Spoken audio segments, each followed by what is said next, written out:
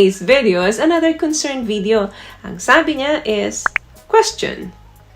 Example, married na ang guy.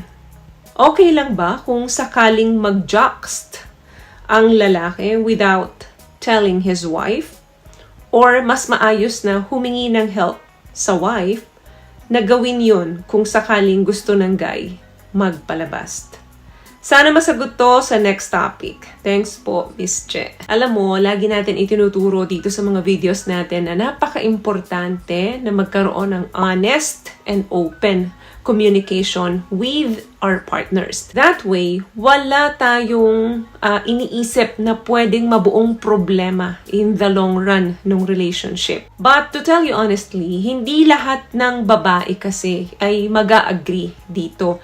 But there are some naman na wives, na babae, na pwedeng maintindihan ito. So, wala namang mawawala. Wala nang hihigit pa kapag naging honest tayo sa mga partner natin, di ba? So, lahat ng bagay na yan, dapat alam yan ng partner mo. Lahat kasi ng mga bagay na inililihim natin sa mga partner natin, minsan nagkakaroon ng maling interpretations yan. Kasi ini-interpret nila according doon sa gusto lang nilang maintindihan. That's why, very important na malaman ng partner mo ito. But of course, be ready. Kapag sinabi mo to sa wife mo, may intindihan niya ba? Or kung sakaling maintindihan niya, ano yung isasagot mo? Or kung sakaling maintindihan niya, ano yung mga concern niya? Ano ba yung mga agreement ninyo? So, yung mga concerns na yan, napaka-importanteng pag-usapan yan.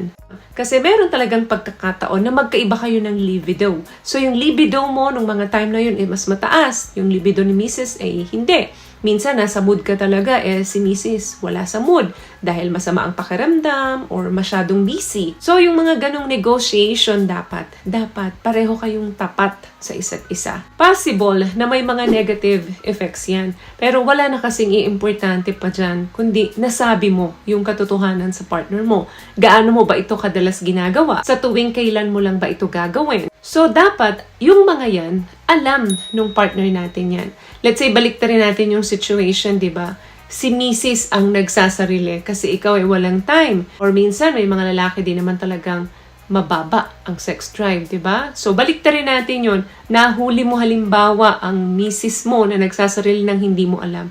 Anong mararamdaman mo? Di ba? Mag-overthink ka. Hindi ka ba sapat? Hindi mo ba siya nasa-satisfy? And so on. Napakaraming gugulo sa isip mo. Once na yung mga bagay, hindi natin ipinapaalam sa misis natin at na-discover nila, nabuko nila. Kasi hindi naman pwedeng panghabang buhay mo itatago yan dito sa asawa mo. What I love about this product, itong No More Dark Secret ng K-Skin, bukod sa may advanced whitening na siya na kung saan pwede niyang matulungan na pumuti yung mga singit-singit mo, moisturizing, meron siyang anti-irritation, antibacterial, maintain healthy pH level. Hindi lang pambabae, meron din po tayong pang lalaki. Kung tatanungin mo naman ako na okay lang bang mag-masturbate kahit na kasama mo naman yung partner mo. For me, my answer is yes. Pero dapat alam ko kung kailan mo lang dapat ito gawin, ano kadalas mo ito dapat gawin, and of course, sino yung pinapantasya mo.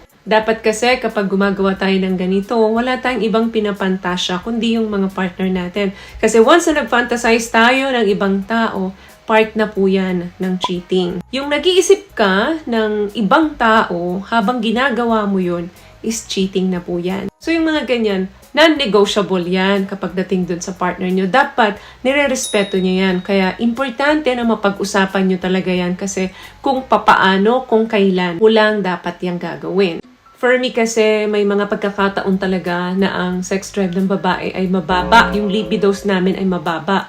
Samantalang ang lalaki, bihirang-bihirang mag-fluctuate ang libidos niyan. So, yung mga ganong pagkakataon, talagang naiintindihan ko yan. As long na alam ko, malay mo, di ba? Minsan, mag-join pa si Mrs. sa'yo. So, kailangan pag-usapan nyo talaga yan. Kung gagawin mo ba yan solo or with your Mrs. So, kung ano man yung mapagkasunduan nyo, dapat respetuhin nyo. Ang importante lang, dapat alam yan ng misis mo. Huwag mong hahayaan na siya yung makadiscover pa nito. Si Chuck, ang iisipin niya is nag-cheat ka sa kanya. Iisipin niya, hindi siya enough para sa'yo. Marami nang gugulo sa isip niya na hindi ka na attractive sa kanya, hindi mo na siya mahal, and so on. So, it's better na dapat alam yan ni Mrs. Pigilan ka man ni Mrs. na wag mong gawin yan, kung hindi naman na ibibigay ni Mrs. lahat ng mga pangangailangan mo. Kasi there are times talaga na hindi maganda yung mood ng mga babae. Kaya doon na ngayon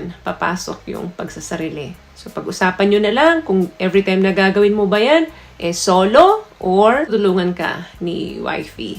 Basta ang importante dyan is naging honest ka at open ang communication ninyong dalawa. So, yun lamang ang video natin for today. May nakuha ka bang tips sa mga napag-usapan natin ngayon? At kung nagustuhan mo ang ating video, please give it a thumbs up, comment down below, and also share this video na rin po sa mga kaibigan na sa tingin mong matutulungan ng video natin.